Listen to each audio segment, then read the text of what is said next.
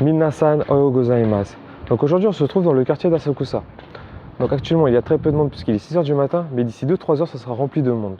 Donc avant de vous parler des lieux incontournables à visiter à Tokyo, je vais vous raconter l'histoire du plus vieux temple de Tokyo. Vous êtes prêts? C'est parti! Pendant l'ère Kofun, Asakusa est un petit village de pêcheurs et d'agriculteurs. L'histoire raconte qu'en 628, deux frères pêcheurs, Inokuma Amanari et Inokuma Takenari, découvraient une statue de Kannon, la déesse de la miséricorde, dans la rivière Sumida. Reconnaissant la sainteté de cette découverte, le chef du village, Hajino Nakamoto, transforma sa maison en temple pour abriter sa statue. Ce temple devint le Sensuji, le plus ancien temple bouddhiste de Tokyo. Sous le règne des Tokugawa, à partir de 1590, Asakusa devient un centre culturel et commercial majeur. Le temple Sensuji, soutenu par les shoguns Tokugawa, attira des foules de visiteurs et permit l'épanouissement de théâtres, de maisons de geisha et de festivals animés. Avec l'ère Meiji, 1868 jusqu'à 1912, Tokyo se modernisa rapidement, mais Asakusa conserva son charme traditionnel. Malheureusement, durant la Seconde Guerre mondiale, le quartier fut lourdement bombardé. Après la guerre, Asakusa fut reconstruit, retrouvant peu à peu son importance culturelle et touristique. Aujourd'hui, Asakusa est un symbole de tradition et de la résilience de Tokyo. Parmi les nombreuses attractions, le temple Sensuji reste le cœur spirituel du quartier. Les visiteurs peuvent y participer des traditions telles que la purification à la fontaine, tirer des omikiji et brûler l'encens pour la chance. Toutefois, la statue de Kannon découverte en 628 est tellement sacrée qu'elle n'est jamais exposée au public. Elle est conservée dans une chambre secrète au sein du temple. Juste à l'extérieur du temple se trouve Nakamise-dori, une rue commerçante historique bordée de boutiques vendant des souvenirs et des spécialités culinaires locales. C'est l'endroit idéal pour découvrir l'artisanat et la gastronomie japonaise. À l'entrée de Nakamise-dori se dresse le célèbre porte Kaminarimon, ou porte du tonnerre. Avec sa grande lanterne rouge pesant environ 700 kg, gardée par les statues de Fujin, le dieu du vent, et Raijin, le dieu du tonnerre, cette porte est une icône emblématique d'Asakusa. Pour une expérience culturelle unique, visitez l'Asuka Engei Hall, dédié au rakugu, une forme de narration comique où un conteur seul sur scène raconte une histoire humoristique en interprétant plusieurs personnages.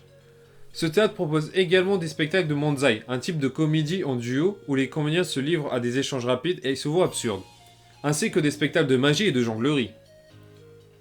Pour les passionnés de cuisine, la rue Kababashi Dogu, ainsi appelée Kitchen Town, offre une multitude d'ustensiles de cuisine de couteaux et même des échantillons de nourriture en plastique.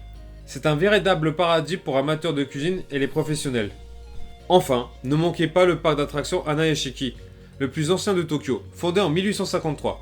Ce parc a évolué d'un jardin floral et un parc d'attractions à part entière. Aujourd'hui, Hanayashiki propose une gamme de 19 attractions adaptées à tous les âges.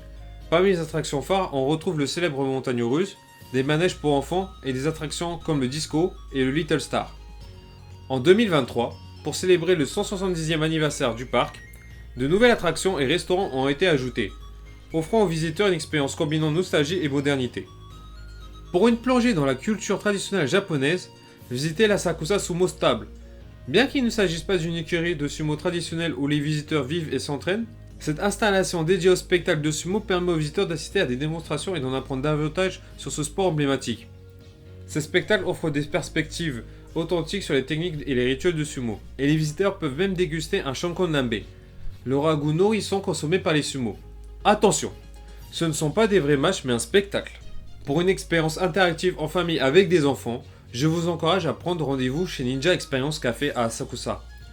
Ce café permet aux visiteurs de s'immerger dans le monde des ninjas, ces guerriers légendaires de l'histoire japonaise. Les participants peuvent revêtir des costumes de ninja et s'entraîner aux techniques traditionnelles telles que le lancer de shuriken et l'utilisation du katana. Le café offre également des séances d'entraînement spéciales offrant une expérience zen et immersive dans un cadre traditionnel.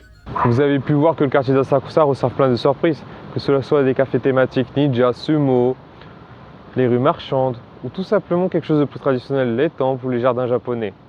Si cette visite d'Asakusa vous a plu, n'hésitez pas à liker cette vidéo. Et sinon, dites-le moi en commentaire quel lieu vous aimeriez que je vous fasse visiter la prochaine fois. Sur ce, je vous dis matane!